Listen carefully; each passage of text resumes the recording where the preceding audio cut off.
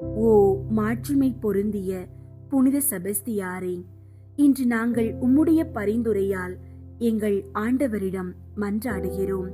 பாவம் என்னும் அம்புகளால் காயப்பட்டு நோய் என்னும் துயரத்தில் வாடும் எங்களை நீர் கண்ணோக்கும். நீர் சகித்து கொண்ட கொடிய துன்பங்களின் பலனாக எங்கள் உடலை வாட்டும் நோய்கள், எங்கள் ஆன்மாவை தாக்கும் சோதனைகள், எங்கள் குடும்பங்களை பிணைக்கும் பலவீனங்கள் யாவற்றிலும் இருந்தும் முழுமையான விடுதலையை எங்களுக்கு பெற்று தாரும். ஆரோக்கியம் நிறைந்த கிறிஸ்துவுக்கு பிரியமான வாழ்வை நாங்கள் வாழவும், துன்பங்களை தாங்கும் விசுவாசத்தை பெறவும் எங்கள் ஆண்டவர் இயேசுவிடம் எங்களுக்காக ஜெபியுங்கள்.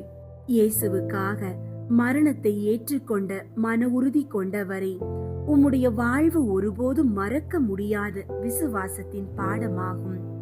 கொடுமையான தண்டனைகள் உம்மை தொலைத்து உமது உடலை காயப்படுத்திய போது கூட உம்முடைய உள்ளத்தில் உமது ஆண்டவர் மீதான அன்பு ஒருபோதும் மறையவில்லை. நீர் அம்புகளால் குத்தப்பட்டு இரத்த சாட்சியாக நின்ற பின்னரும் உமது மன உறுதியால் எழுந்த விதம் எத்தகைய பலவீனத்திலும் கூட இறைவனின் அருள் எங்களை ஆதரிக்கும் என்பதற்கு சான்றாகும்.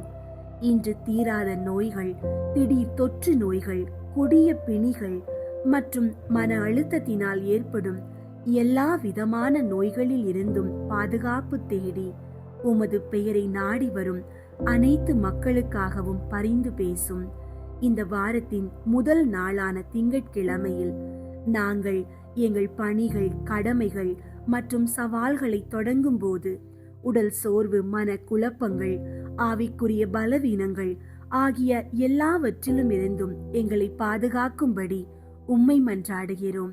நீர் அம்பு பாய்ந்த பின்பும் விசுவாசத்தில் உறுதியாய் எழுந்து நின்றது போல நாங்களும் ஒவ்வொரு வீழ்ச்சியில் இருந்தும் ஒவ்வொரு நோயின் பிடியில் இருந்தும் உம்முடைய வல்லமையால் விடுதலை பெற்று புதிய ஆரோக்கியத்துடனும் புத்துணர்ச்சியுடனும் மீண்டும் கிறிஸ்துவுக்காக உழைக்கும் சாட்சிகளாக வாழ எங்களை வழி நடத்தும்.